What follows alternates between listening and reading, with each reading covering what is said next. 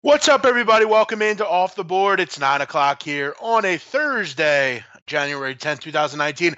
I'm the big man on campus. Another night, another dollar here. The world never stops, and we're back. Hope you had a great day here. Hopefully your betting is going well so far. We'll get into some possible plays here at night, a couple second half plays maybe, and more. If you can, please hit the like button for me and say hello on the chat. I would love to hear from you. We will have a special guest in the second half hour of the show, which will be fun. We'll speak to him a little bit later, maybe him or her, maybe who knows what it might be. I don't want to give it away, but they'll join me in around 9:30. So it's all me tonight. Let's talk a little basketball. You know, I tell you, tonight, there were a lot of games that I liked, but I didn't like enough. While there are a lot of games in this card, that doesn't mean there's a lot of bettable opportunities on this card. And, to be honest, I kind of, I went with a play that I liked. I didn't like full game as much, but I liked them to jump out early. I wanted to get away with it, done, set, delivered it. I didn't want to worry because I had a feeling the game would be, 16, 7-point game, and I got to fight a cover. But I ended up taking Longwood tonight, the Lancers, and I've liked this team. I think they're really solid. And I took them over, a couple other games, and it sucked. They win by 6, laying 8. And I was very close on a lot of games this week. I pushed a game, and I've lost a game by half a point. Now this, but hey, loss is a loss. Got to own it and take that. So it is what it is. But let's see if we can find some late winners here tonight. We will just really talk about whatever. It's an hour with me. You don't get me very often by myself, so now you do. So feel free to ask any question you want, any topic you want to talk about. We could bring anything. Larry, R.S. Jacobs, Reckless, Joe, Nick, Sports Keg, everybody in here. Welcome in. Hopefully you're having a very nice evening. A couple games that have just gotten started here. Down in Murray State, just getting going with Tennessee Martin. A lot of OVC games tonight going on. Youngstown State, Illinois, Chicago at the break.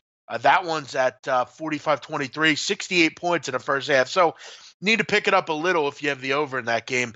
Belmont laying it to the Morehead State Eagles. They're up 19. That'll be interesting. We'll see if they get a cover. They're laying 14 tonight. Wofford is absolutely destroying the Spartans of UNC Greensboro. Jumped out to a 14-0 lead, 36-16 lead at half. And again, a free play is going to hit on Wofford. They are destroying Greensboro. And look, Wofford's the best team in that conference, I think. I think it's going to be them and everybody else. SMU, Connecticut. We're getting close to the total here. We're at 133 with about a minute to go. So obviously you're going to need the foul game to go on here if you have the over. This total dropped 7 points. It was a wild game as far as the numbers were concerned. Usually you don't see totals drop 6, 7 points. This one did. Ended up closing 140.5. So it dropped 6 points from the open, and 58, 60, 62% of the money was on the over. Very odd move here. And we'll see if it ends up coming in or not. I ended up staying away. It was just too big a move. I just couldn't pull the trigger with that big a move. Very odd. And settle down, Larry Savage. Larry Savage is destroying. He's just destroying everyone's opinion here. No one can get a word in edgewise. Larry Savage is all over the place. Montana, they're getting going here, which, I got to tell you, Montana looks pretty good tonight. Big public side, but that's a concern. But Eastern Washington has been in this spot before. They've been getting sharp money in South Dakota State game, a couple others, and they've just got blown off the map. These are games that matter now for Montana. These aren't just out-of-conference games that don't mean anything. Montana's got to win every game in conference. You can't lose to Eastern Washington. You can't fuck around with these kind of teams. You got to come out. You got to take care of business. Couple games ended up getting started. UCLA's just getting started out at Eugene against Oregon. You also got Portland, BYU getting going here in just a minute. Penn State, Nebraska. Penn State, I think, is starting to get it going a little bit. I know they haven't played well lately, but I still think they're a solid group with Mike Watkins back. Wouldn't be surprised if Penn State hang around in this game. We'll see how that one goes. This North Texas team is playing at a high level right now against UTEP. North Texas has one loss, guys. Definitely a team you want to keep your eye on down there in the Conference USA, playing great basketball under Grant McCaslin. East Carolina coming back here. They got to head on the road to take on an upstart Memphis group. Memphis laying a lot of points, though. Not a particularly good defensive team, but East Carolina coming off the Cincinnati loss. You got to wonder, is that going to take something out of them here? Maybe a little bit of a letdown game. Portland, BYU, should see plenty of points in this game. Brigham Young has made it clear they have no interest in playing defense this year. I think Portland can give you 70. I think if they can get to 70, this game will go over. Maybe like an 85-73 type of game, something like that. Washington, Utah. This is one that I'm gonna think about here. We're getting to the point where we're starting to see some value, I feel like, in Washington. I mean, I'm seeing 1.5 showing up at Pinnacle. I'm going to see if we can get a 1.5 here, and if we can, I'm going to take the money line. I like Washington. I think this could be a real nice spot for them to seize control of this conference tonight up at Utah. This is not one of the vintage Utah Krzysztofiak teams. Wouldn't surprise me if they go in there and take it to Utah. Utah is a bad defensive team, people. We need to understand that. This is, again, not a vintage group from them. Do me a favor, guys. Retweet this show. It'd be very helpful, I hope. Make sure you support and retweet. I'm trying to build this show up. Greg Peterson usually joins us on Thursdays. But people's lives come in the middle of it, and sometimes they have to cancel. And as we said, we will have a special guest on in the second half. The Creighton game was a sight to see last night. Yes, it was a high-scoring game. Definitely a bad beat. There's been a couple bad beats lately in college basketball. It's funny, last night I was at Sugar House putting in bets, and there was a guy in line telling me about he had Kentucky the other night. And he didn't even know that it was a bad beat. He's like, I had Kentucky. I'm like, well, didn't you see what happened? He's like, no, I didn't see what happened. I showed him the video. He couldn't believe it. He was sick to his stomach. I don't think he ended up seeing the replay. Michigan should pull away second half. I'm not so sure. I kind of liked and look, how about that? It looks like this SMU game is going to go over the number. How about that? We're at 140. There's still 37 seconds left. Are they going to foul again here? Or is someone else going to score? 140 would be a tough beat for a lot of people. This got at 139.5 at one point, but I think most people got 140 and above. So you're hoping for one more bucket here between UConn and SMU.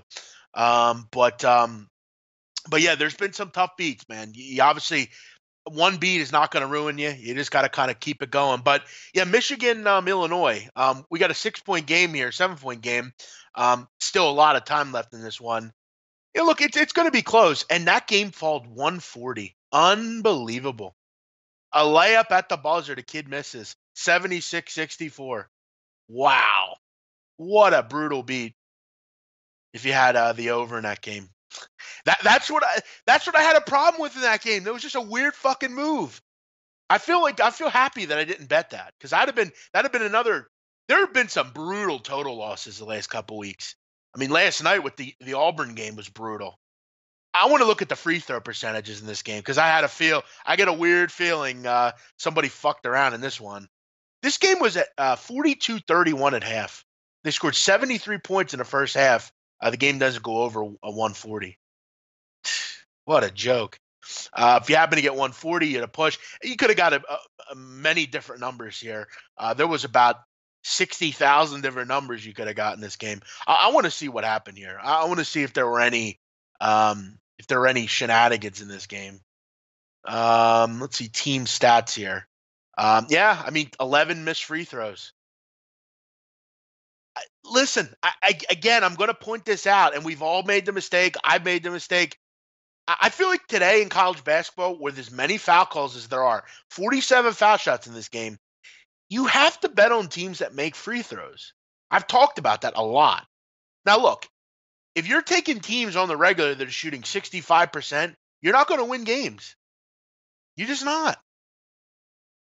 Not for nothing. I mean, SMU didn't play well in this game. They only shot 35%. But you gotta look at that.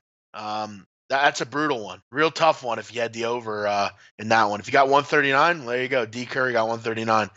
Good for you. Free throw shooting's become a lost art. Yeah. Well, listen. You just got to have the right teams. Now let's look at some teams that are good in free throws, because that's what I want to make the show about tonight. I want to make it about college basketball. And I want to make it about how you can do well in college basketball. Now, everyone knows I had a great season last year. I'm 2-3 units down this year. Got plenty of season left. But I think one thing I can say is I'm the most knowledgeable handicapper out there when it comes to college basketball. I know the most, and I have no problem saying that. So I'm going to talk as freely about college hoops, and I think what you need to look for. And I did a podcast about kind of what to look for as well, and I urge any of you to listen to it if you are able to see it. But let's take a look at some of the teams that are good against, at free throw percentage. LaSalle, the Explorers. I mean, let's get this straight, though, guys. You look at free throw percentage. There's only 2 teams in the country that are shooting 80% or more. That's Incarnate Word and North Dakota State. North Dakota State, they're lined often. Incarnate Word isn't. Let's look at the rest of the teams. Team you want to keep your eye on, Hofstra. They're a very good foul shooting team. Davidson, very good. John Axel Goodmanson and Kalen Grady. They closed the game out last night covering a number against George Mason because they make free throws. Virginia, as good as they are, they're terrific from the foul line. 79%. As good as it gets. Pacific. Now, this is a good foreshadowing for tonight. They play out at Gonzaga. They're big underdogs. I do like the over in this game. You had a late night game here, 157 on a total. That's going to be the play of the day here on the Off the Board show. Over 157. I know a lot about the Pacific team. I have a friend of mine. He's from Brooklyn. He lives here now where I'm at now, but he's from Brooklyn. His brother's his cousin's Jaleel Tripp. He plays at Pacific, and he told me a lot of good stuff about Pacific. We talk a lot about the Pac-12 and the West Coast Conference, and a lot of the different groups out there. And his cousin tells me about Damon Stoudemire and kind of what they want out at Pacific. And this group right now is struggling to defend a little bit. That's kind of one of their kind of big issues. You looked at overall, Pacific is 312th in the country in effective field goal percentage defense. I mean, opponents are just shredding this group, and you're getting arguably the best offensive team in the country coming in. You look at Pacific, can they score? Okay, and I've talked about this ad nauseum. When you're looking to cover a total or a big spread, so obviously you look at this game, I mean, you're laying a big number for Gonzaga, laying 25 in this game. There are 2 things you need to do as a dog to hang around in games. Make free throws and hit 3-point shots, because that's the great equalizer, a 3-point shot. You look at Pacific, they are a great over team for many reasons. They make their threes 36%, and you look at the free throw percentage, 77%. That's 16th in the country, and they get to the foul line the 10th most in the country. They're efficient. These are 2 real efficient basketball teams tonight coming up. I don't got to explain to you how efficient Gonzaga is. I mean, it's pretty unbelievable how good this basketball team is. You also look at the fact, look who's back, Killian Tilly. Look who's back, Crandall. You look at last game, Crandall and Tilly, 13 points in what do we have here? 21 minutes?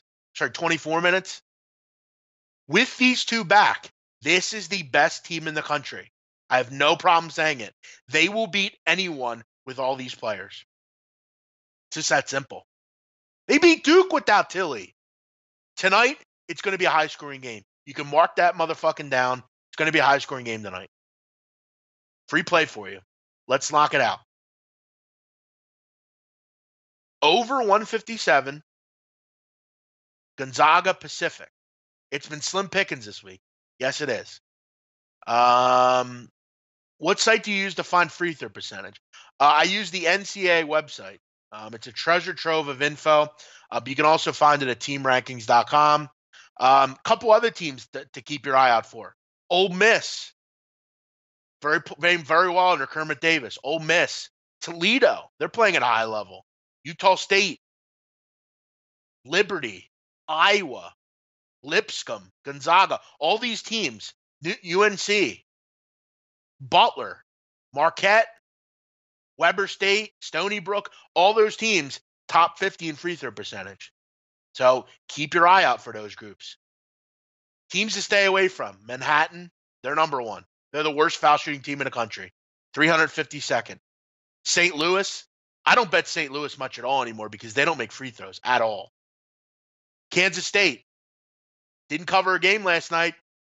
Wonder why. Let's go ahead and take a look at their free throw percentage, guys. What do you think? Now, Kansas State was laying 4 last night to the West Virginia Mountaineers. They were laying 4. They won by 2. Let's take a look and see what their free throw percentages look like last night. Because I'm going to go out on a limb and say they weren't good. How much do you guys want to bet they shot 60% for the foul line? And they had a chance to cover late and didn't. Let's take a look. They win by 2. 71-69.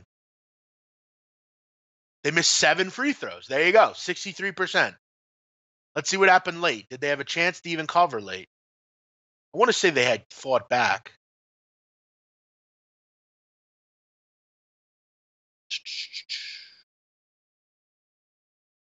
They didn't necessarily have an issue, but let's say they make 2 or 3 more free throws. They cover the game. K-State's a terrible foul shooting team. Ryder, they're a bad team. South Florida, Rutgers, UCF.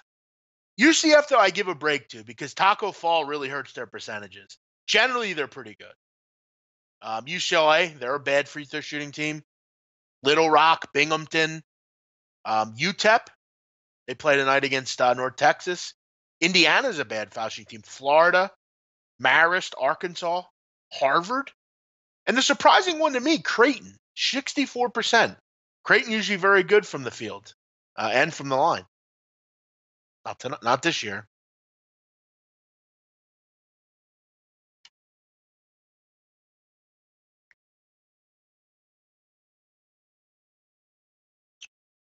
So, yeah, got to look at that stuff.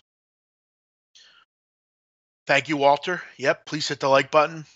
Retweet the show. Tell your friends. I try to get a little bit more in depth with what we're talking about here. So, if you have any questions, feel free to ask them. I'm at your disposal tonight. Any questions you have, feel free to ask. What else do we have here?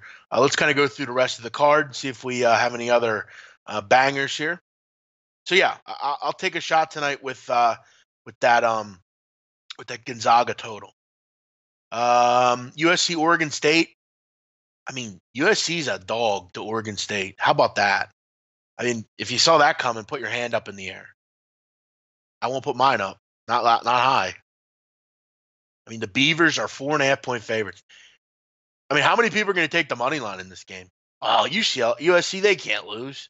They ain't got to lose to the Beavers. Might be right. I don't really see the need to lay 4.5 with Oregon State here. I mean, at any rate, UCLA's better than most athletically, but they have a problem with making foul shots. They're a good 3-point shooting team. I don't really see this. I don't really see where Oregon State's that much better than USC. Looks like a close game. I don't know. If you feel like laying 4.5 with the Beavers, go ahead.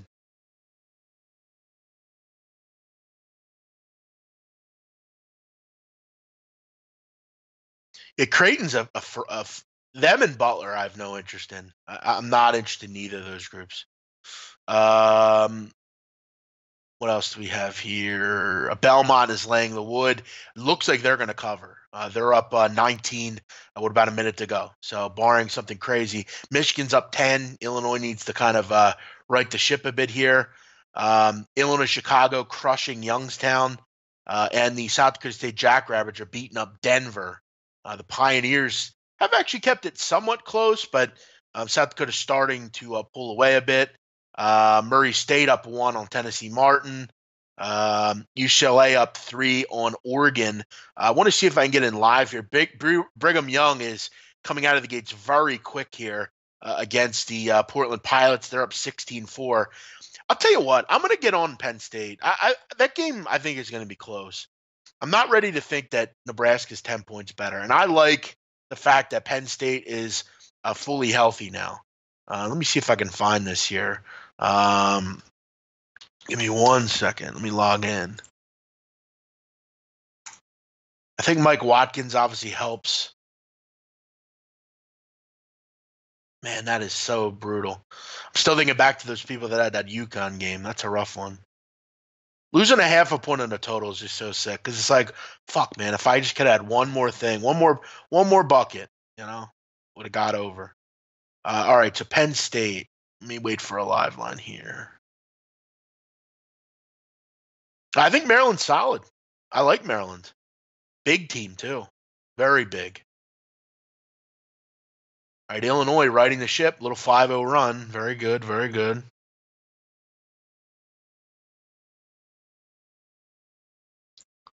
Come on, give me a fucking live line here, fuckheads. What's going on? We have a 3 overtime game in Hofstra, William & Mary. Supposedly there's a buzzer beater to send it to overtime. And also, guys, Tony Soprano did not die in the final scene of Sopranos. Stop saying that. I see people saying that on Twitter. That did not happen. Who the fuck would have killed him? He had no beef. I mean, seriously, Phil's dead. Little Carmine, he didn't do it. Who would have killed him? And first of all, if you know anything about the mob, they don't involve family. He would never have been killed in a restaurant with everyone around in front of his family. No, wouldn't have happened. By the way, and to anyone, the hits in that movie or show were quite fake. A lot of the hits would never happen. A lot of it's just for show. Nobody, he didn't get killed in front of his family. There's no way. Oh, his daughter. No, who would have killed his daughter? The mob don't involve family. He didn't die. Hey, Guan. Johnny Sack was dead as well. Johnny Sack had died. Phil died. Who killed him then, Alan? Who would have killed him? He had no beef. And you're not going to kill him in front of his family at a restaurant. There's no way.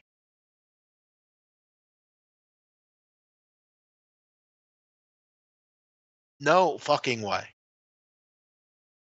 Plus, it closed the door on any son of sequel. Obviously, Tony died.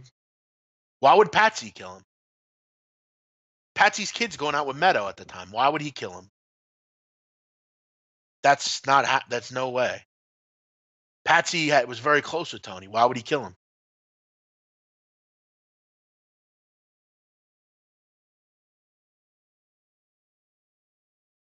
And if Tony, in real life, if Gandolfini didn't die, I would imagine they would have brought the show back. Some kind of movie.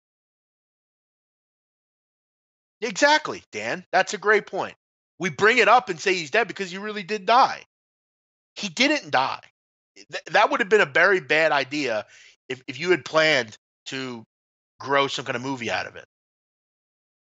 But he didn't know. First of all, he didn't know. First of all, his twin brother, how would he have known that he was killed by Tony?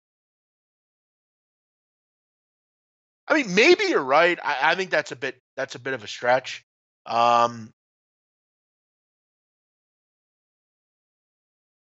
Okay, well, that makes sense, Jacobs, maybe.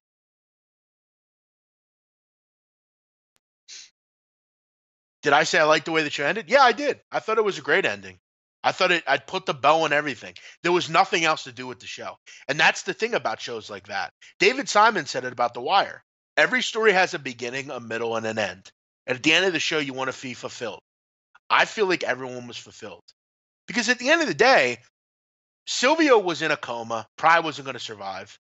Paulie survived everything. Bobby had died. Johnny Sack had died. Phil had died. What more were you going to do with the show? There were no antagonists anymore. Little Carmine was never an antagonist. Johnny and Phil were the antagonists, and they were dead. So there was no way to go with the show. People say, "Oh, AJ was going to get." AJ wasn't going to get to the fucking family. No way. He wasn't cut out for it.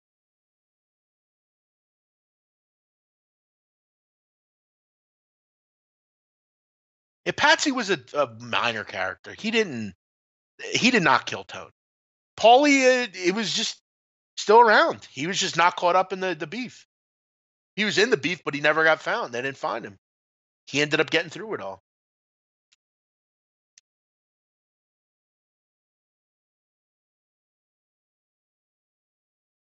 Yeah, if Gandolfini was still alive, they would have did a sequel, like a movie or something, like Entourage did. Not that I would want them to, because the Entourage show just got fucking played out. But I'm glad The Wire and Sopranos never really came out with anything after, because it's good to speculate.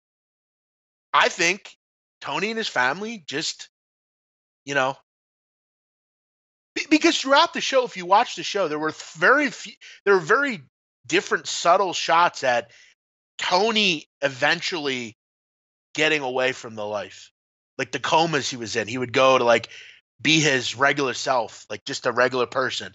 He went to dinner one time with Carmine, and they talked about, taking a less burden.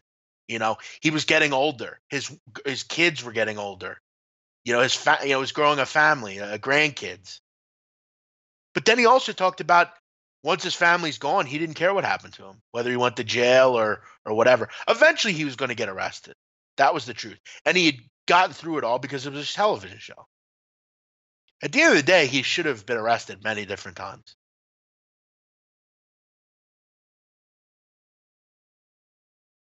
Yeah. I mean, it was just the right ending. Well, he also got ranked because he married Janice. So they elevated him when maybe he didn't deserve it. Oh, yeah, I remember that. He was drunk and peed in the pool. They were like, "Is that Patsy Parisi?" Yeah, I remember that. Yeah, I mean, if you didn't like the ending, I get it. You didn't like the ending, but what did you want to happen? Did you want like it to just pan out and you see them eating dinner and that's that? But feel free to share your insight on what you thought. Your favorite episode. Your least favorite episode. My least favorite episode was it was titled "In Camelot." That was my least favorite episode in the entire show. It was the episode where Tony meets his father's mistress. It's a terrible, terrible episode. It's really the worst. I think it's the worst in the entire show. And she was just a brutal character.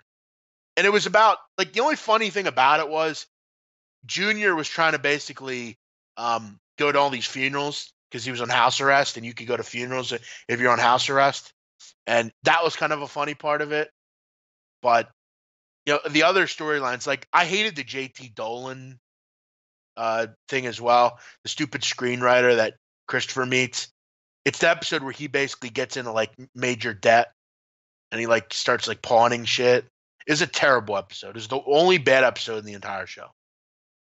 Because the Fran Felstein character was terrible. I mean, she was just downright terrible.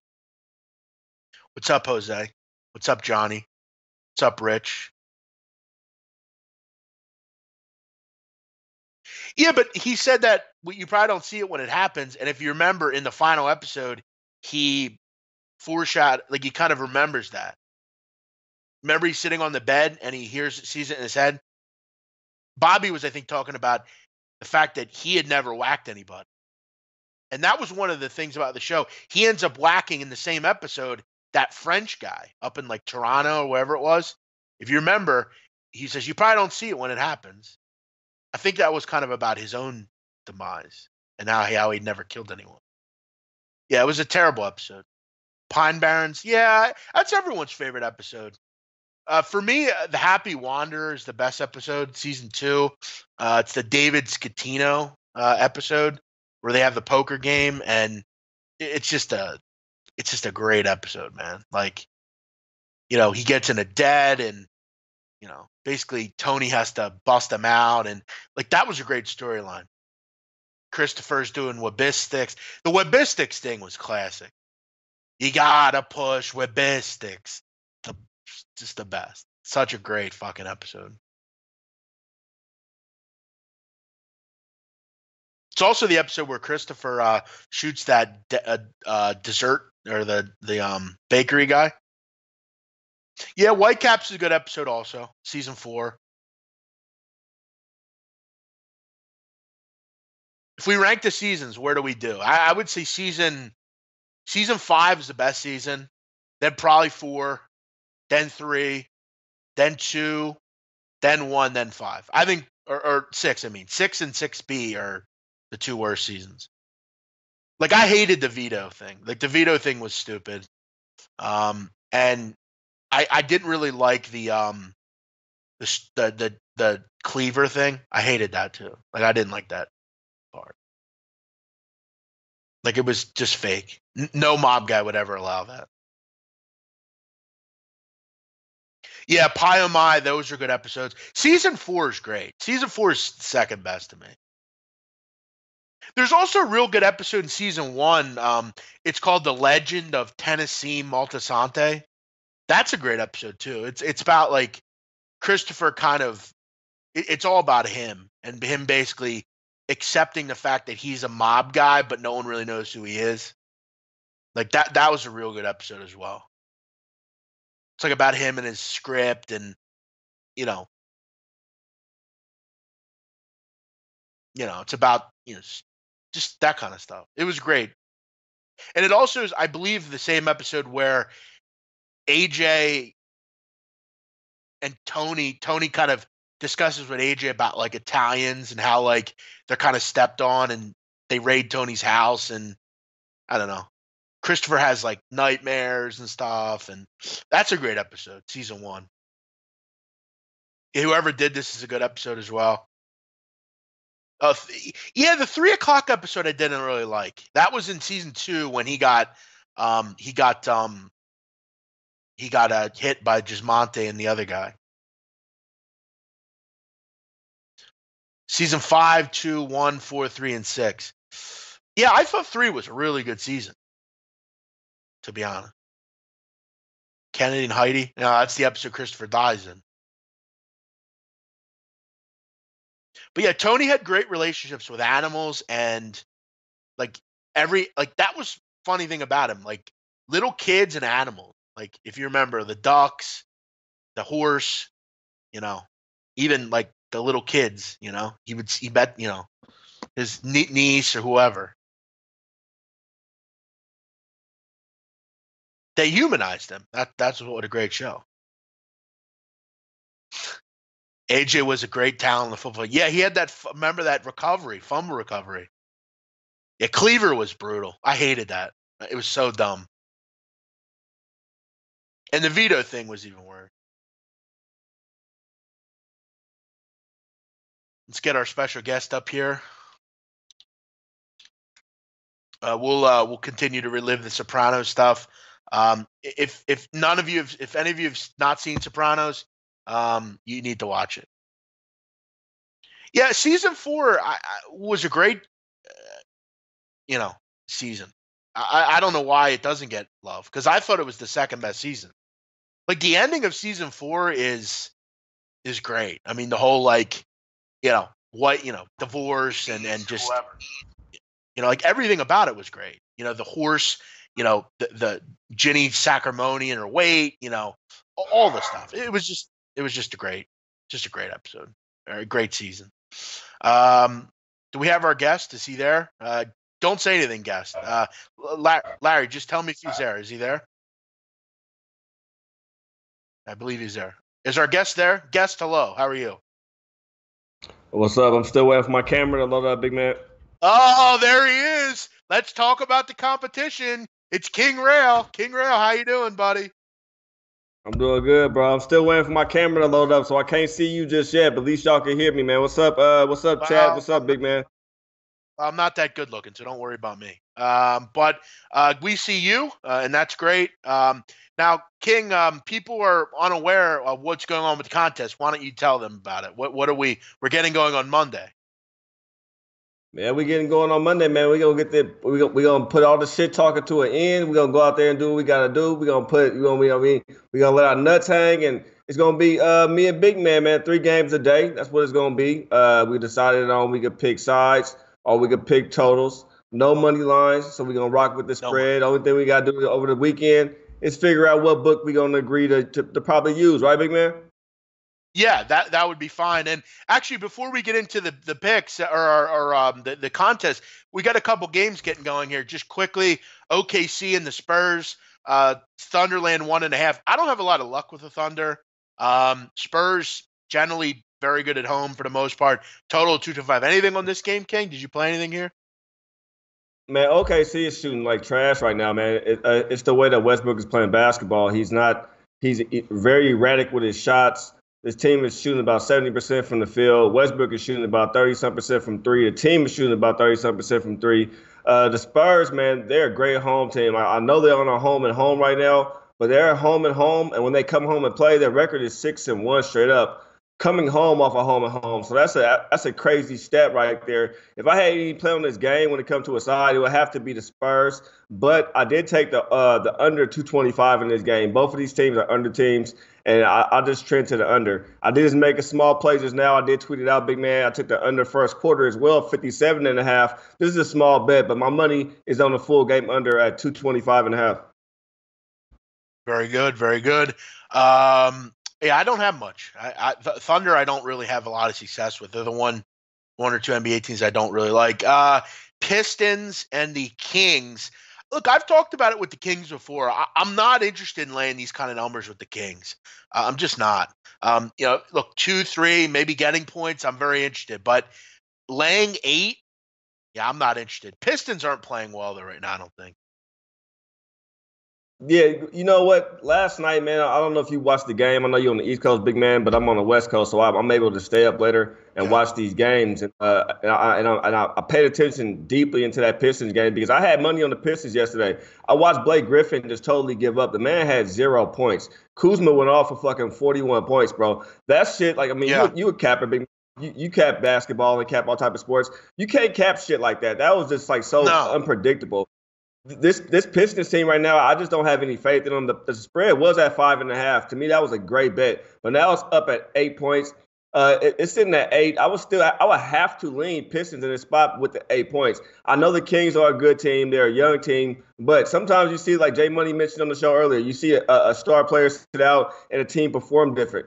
To me, Blake Griffin gave up on his team yesterday, and maybe the team wants to go out today and show him they can play. Maybe we have that same situation that we saw in Minnesota, Big Man, with Jimmy Buckets, where he had started a problem. Maybe we just haven't heard about it yet, but I'm thinking something's going on in that locker room in Detroit right now. It's funny you say that. I actually, for many years, have always liked that spot. You know, we have to remember, these are professionals. They want to impress the coach, too. Sometimes, like you said, there could be some negativity around a star player. You get him out of the lineup, everyone else kind of just flows better together. I don't understand this number. I get Blake Griffin, that's fine, but still, I mean, this is a lot of points for a young Kings team to lay, and especially a Kings team that isn't great on the defensive end for the most part. So, yeah, I'm gonna definitely kind of look into this one. I think we could have some value here. Quickly, couple quick scores. Michigan up 12 on Illinois. South Dakota State is completely collapsing if you had them tonight. And no surprise. I mean, they don't play defense, so that's not a surprise there. But yeah, all right. We'll not too much in the NBA card tonight. Only 4 games. What else do you have currently? Anything? No, I just want to elaborate on that last game we just touched on, that Pistons and Kings game. That's a perfect spot to end play. You know what I mean? They already giving you 8 points early. Say the Kings get up early on this Pistons team. This Pistons team will fight back.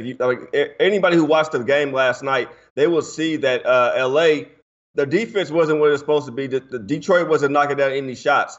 If the Kings allow Detroit to knock down some of these shots, Detroit can hang in this game. So if Detroit goes up early big, you might want to hop on Detroit, try grab them at 15.5, 16.5. If it's out there at any point in the game, I would take it. I think this game is closer than what it is right now. I think the books is right the first time at 5.5. Blake Griffin only out the game, and you're only getting about 3 points, 2.5 points.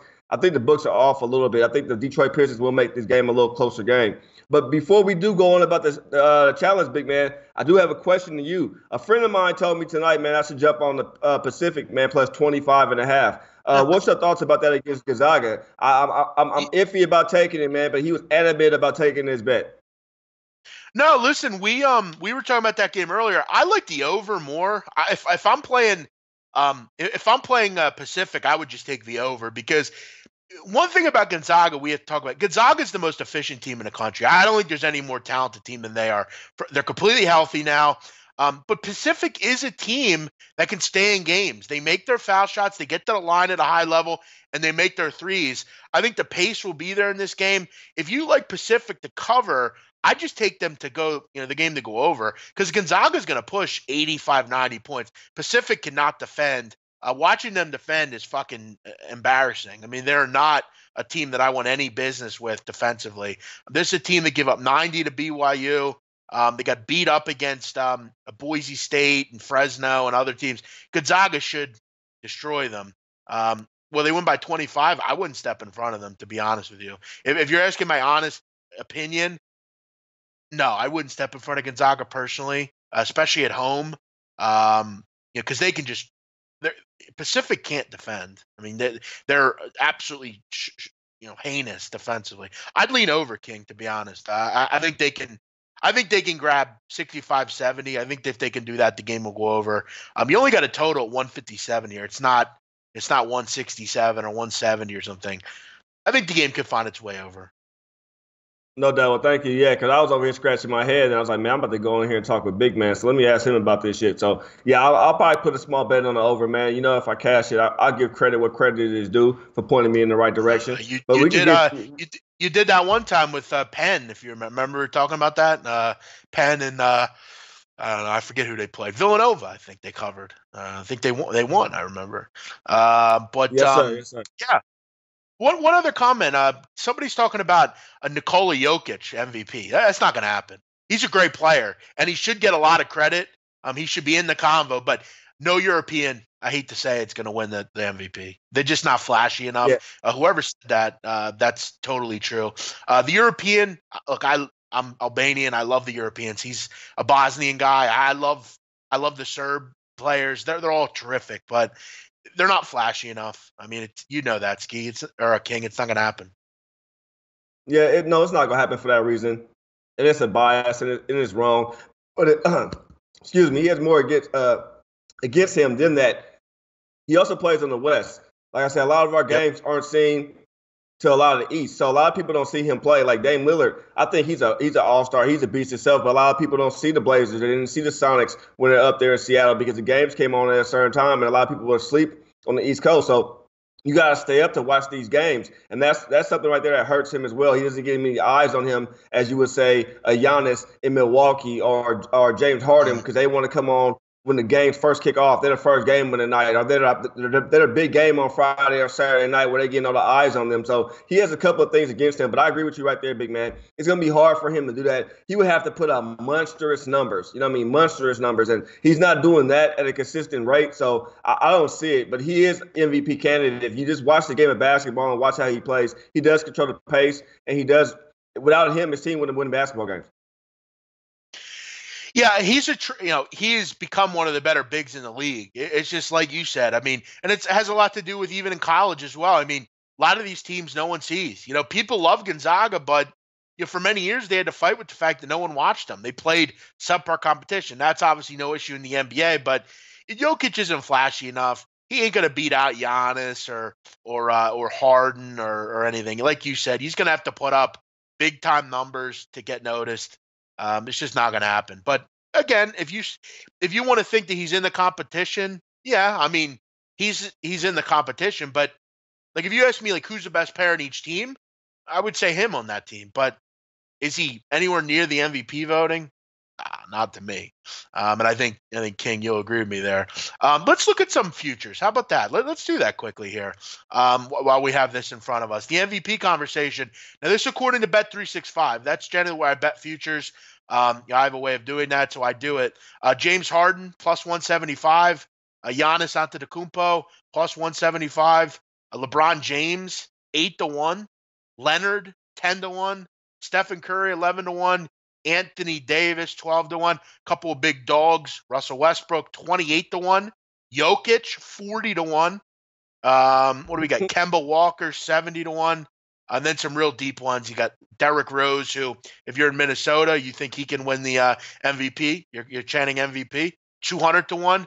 Luka Doncic, 200-1. And Jimmy Butler, 125-1. Now, obviously, we know King Harden and Antetokounmpo are the favorites, but do you see any value in any of these guys? Because I don't. Any of these other guys, I don't. Maybe Kawhi.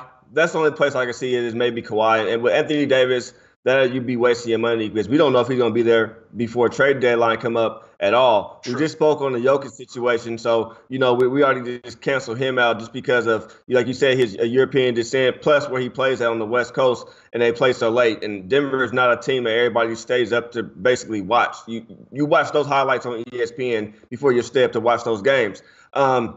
Yeah, I agree with you there, though, man. It has to be Harden. It would have to be Harden. It have to be Giannis. And then it would have to my third one to be Kawhi. If he could take this team to the finals, or if they could just go on a run after All-Star break, then you have to look at that as consideration. The man didn't play a year of basketball. He had problems up there in San Antonio. He went over there, and maybe this Toronto team might not have the same record they had last year at all, and they may not look like the same team. But you guys have to give him credit for what he's doing over there, man. He went over there to a whole different situation, and he turned Lowry into a all-star again.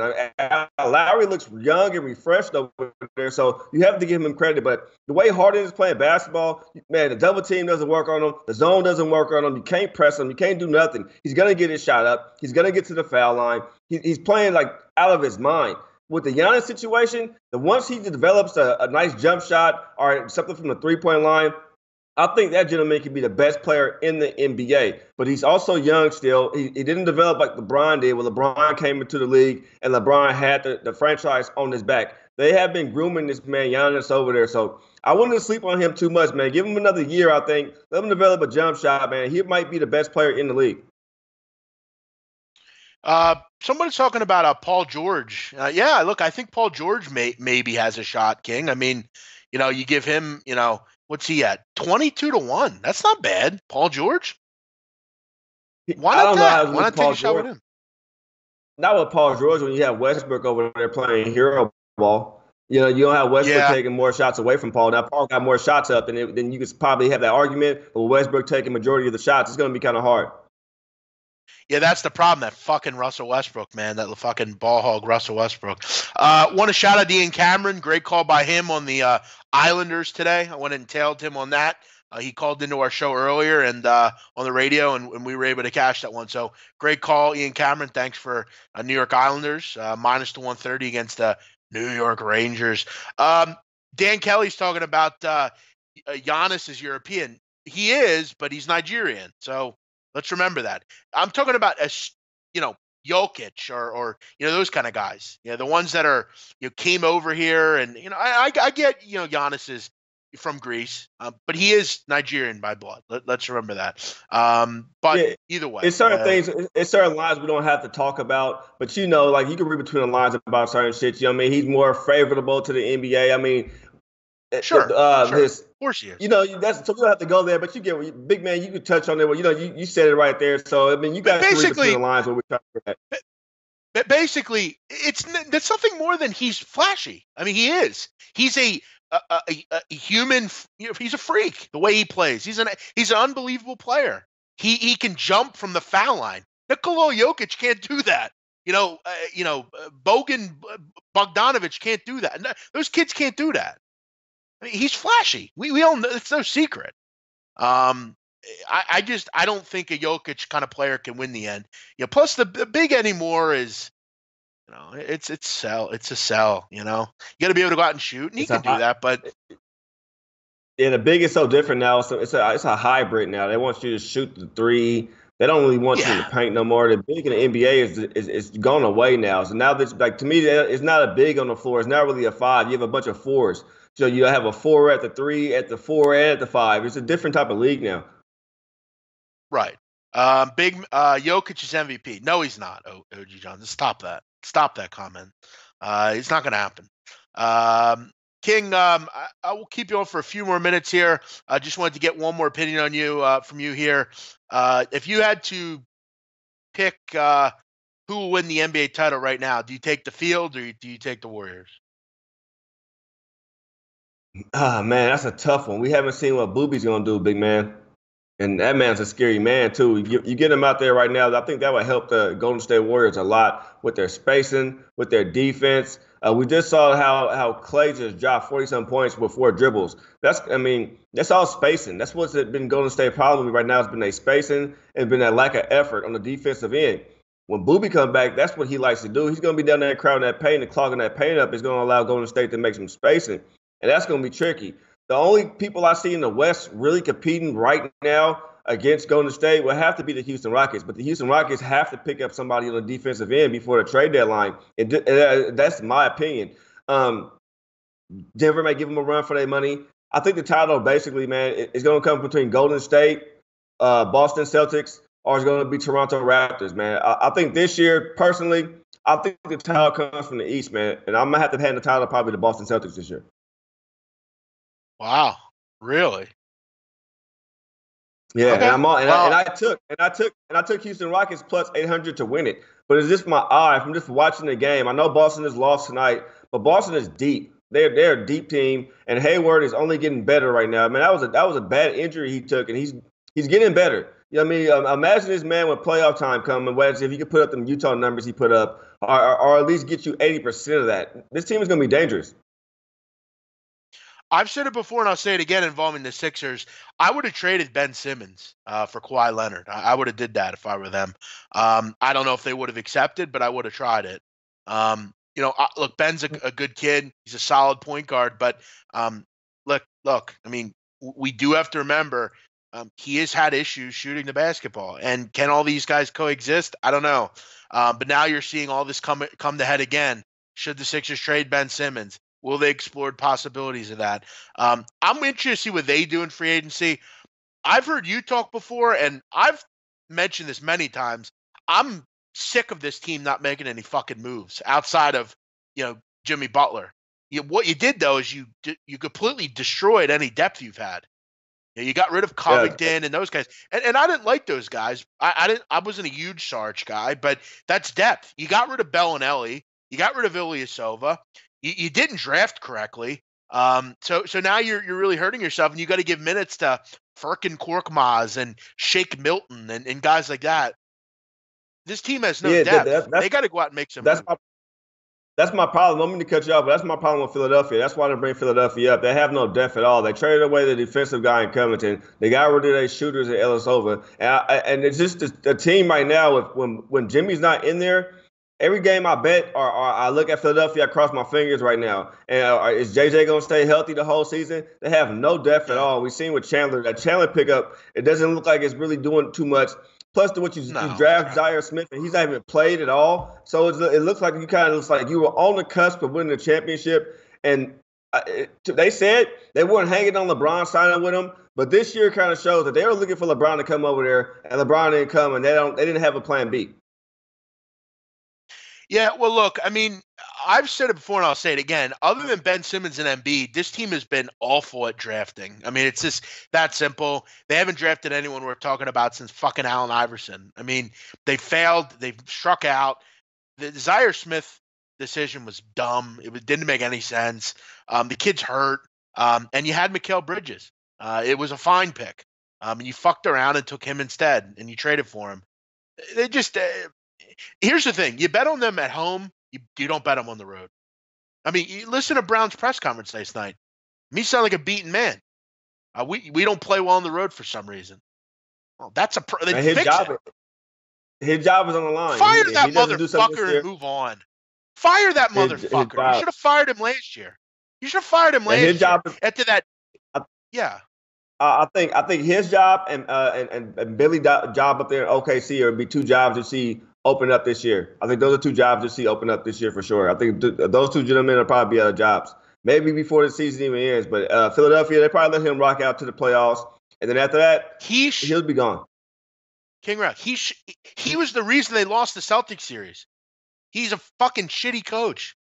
Should have been fired after that. He's a nice guy. I'm sick of that nice guy shit in this town. They do it with every team. Oh, he's a nice guy. He stayed around during the tank. He's not a good enough coach. He doesn't get these young kids. He doesn't. Get a young coach in there and quit fucking around. Exactly. Yeah, OG Johnson. We're not arguing anymore. They missed 3 stars in first place. Okay, it's not even the All-Star break, dude. He ain't winning the MVP. Cut it out. All right, King, I'll let you go. I know you have family and you got things going on, but real quick, Seth Hagen posted the rules here of the little tournament you and I are having. The contest will be set up on the contest pick website, so you can follow along there. But there is a caveat, guys. You are not going to be able to see the picks until the games have started. It's a fair way of doing things. King agreed. I agreed. You won't be able to see the picks until the games have tipped off. That's just how it's going to go. The update will be on Twitter. SBR will let everyone know about how everything's going. And also, we want to remind you, there is a poker tournament, another poker tournament. It went very well the first time. We're going to have another one. King Rael will be. How about that? I didn't see that. King Rael will be playing this time. He didn't play in the last game, and I'm happy to see Donnie Wrightshead won't be in there because Donnie doesn't even know how to play poker. So King will be in there now, and we have another poker tournament scheduled. When is that, by the way? I wanted to get the exact date. I believe it's next Wednesday night. And are you excited about that, King Rael? Oh yeah, I'm excited to just be included, man. I'm a part of the SBR family now, so it feels good to be included and be involved in things. I play poker, I'm in Vegas, so I have the app too. I hop on my app and I can play. Go put some money down here at Caesars, cash out, go pick up some money at Caesars if I win. So I play a little bit of poker. It's not my biggest, not my favorite sport. Gambling activity, but I can hold my own, But hey, one of these guys will probably knock me out, win some money, or maybe it could come down to me and you, big man. We could have a fruition for the future right here, man. It could come down to me and you at the end. So it'll be all fun, and I'm excited about the situation. No, I am too. It's always a fun thing. We did it, last time. We had a lot of fun with it. Me, Well Capper, Jimmy, Peter, Natalie, Donnie. It was fun. Everyone can join. All you have to do is have a UWager account. You can sign up. Registration's 2 hours before the tournament. SBR will be talking a lot more about that as it gets closer. But just kind of wanted to let everybody know it'll be a fun thing if you can all get involved. So we're going to start Monday, you and I, King Rael, mano y mano, to see who is the king. It's either going to be the kid from the West Coast or the kid from the East Coast. It's Biggie Tupac all over again, King Rael. How about that? Man, I'm with it, man. That West Coast beef, man. It's been boring lately. Man, everybody getting along, so we got to start some kind of hype, man. I'm just telling you, big man, don't go 0-9 and start out against me in this NBA tournament, man. Don't do it, bro. You may not catch up. You may not catch up. Listen, let me tell you something, cuz. All right, I went 0-9 and I'm near even. I won 44.80 units last year in college basketball. Let me tell you something. We'll be just fine. King, I do want to ask you a quick question. You know what? Maybe I'll wait because I don't want to keep you here, and I got a feeling you're going to want to talk about this. It has to do with rap, but I want to get your opinion on it. But I don't want to keep you if you have to go. Oh no, yeah. Ask me a rap question. Go ahead, hit me. I got a couple more minutes. It's more of an opinion. Now I just want to make sure you're aware, and I see him behind you, so I want to make this very clear. I will not embarrass him or say anything negative. I am not. I think Tupac Shakur is one of the biggest frauds in the history of rap, and I'll tell you why. I don't like the fact that he gave up on his hometown, where he's from, and he almost supplanted himself in the West Coast and tried to be someone that he had never really been. And I had a problem with that. He's not from the West Coast. He's from Baltimore. Everybody knows that.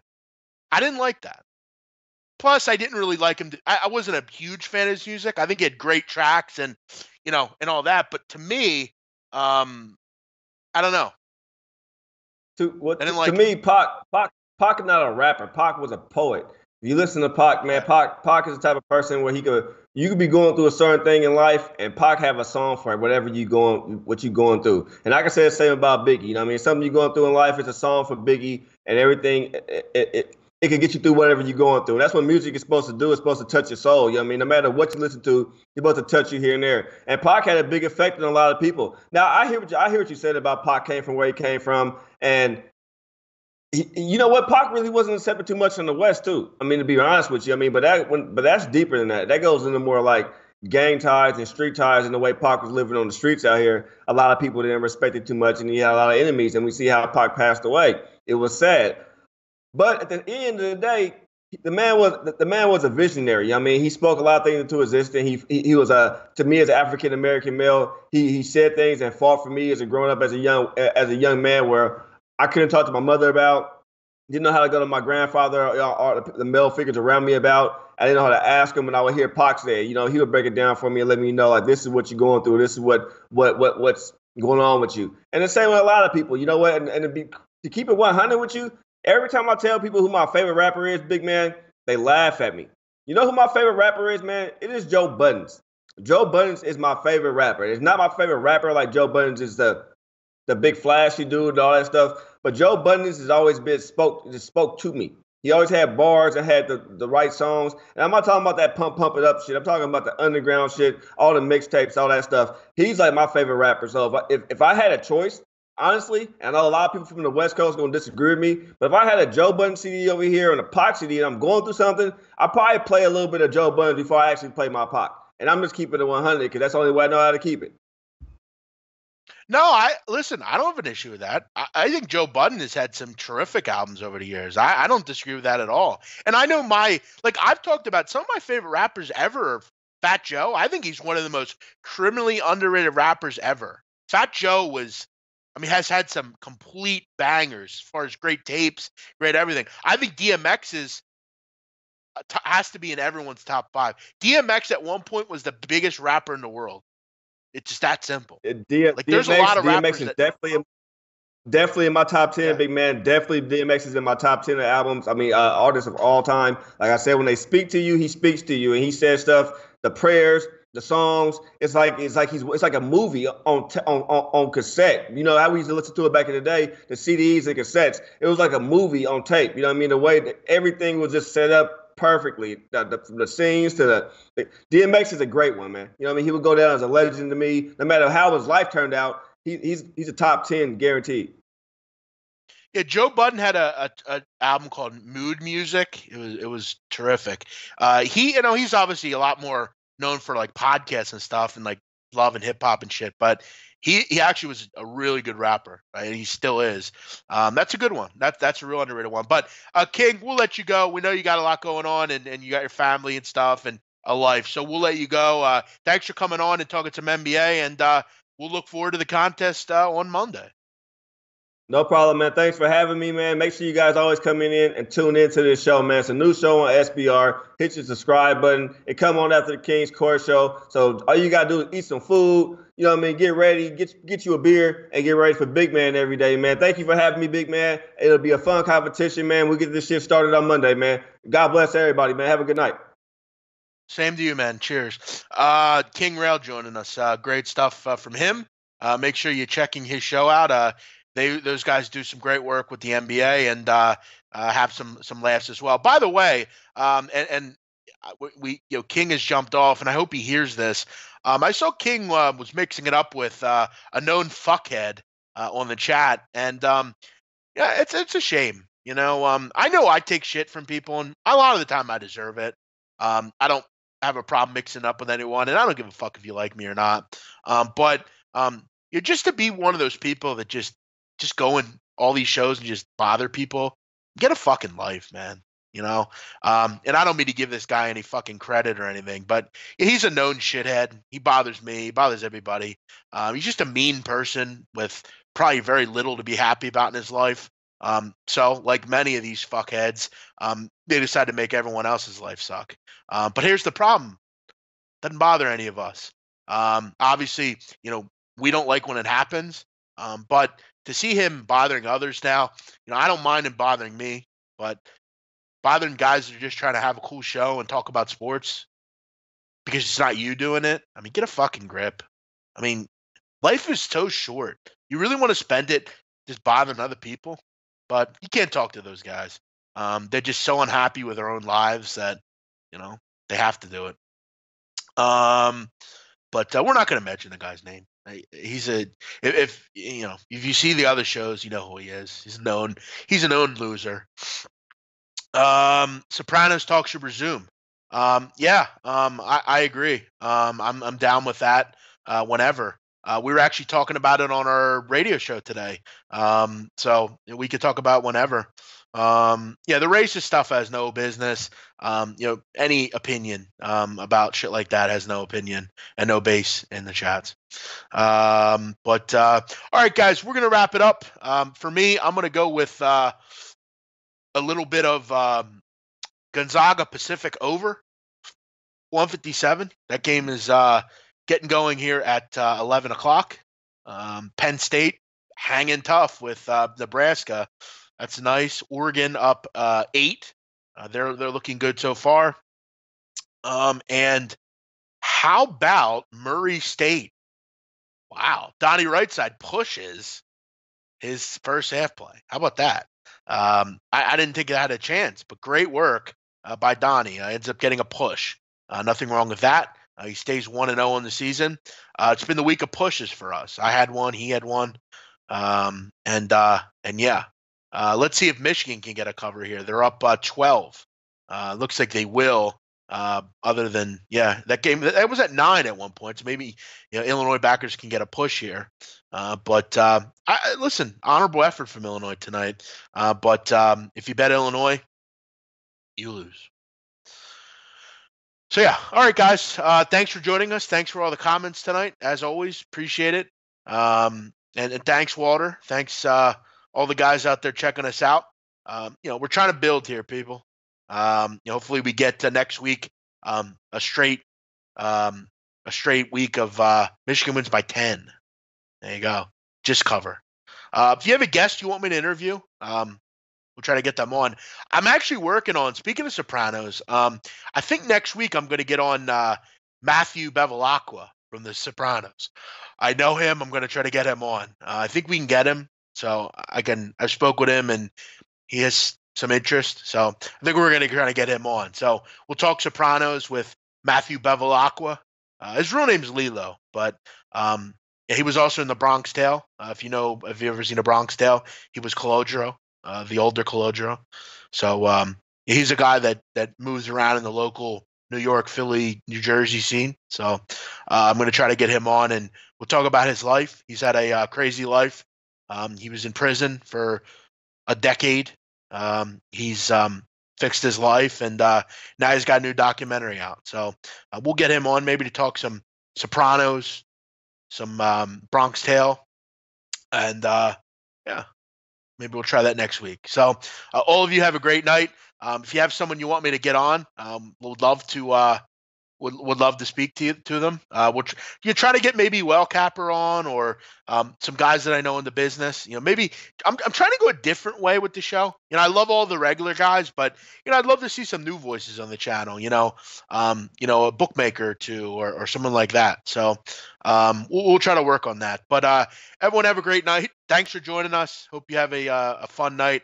I got to go out and do some things. So you all have a good night. We'll see you to Friday on the closing line, or not the closing, off the board. Have a great night. Bye-bye.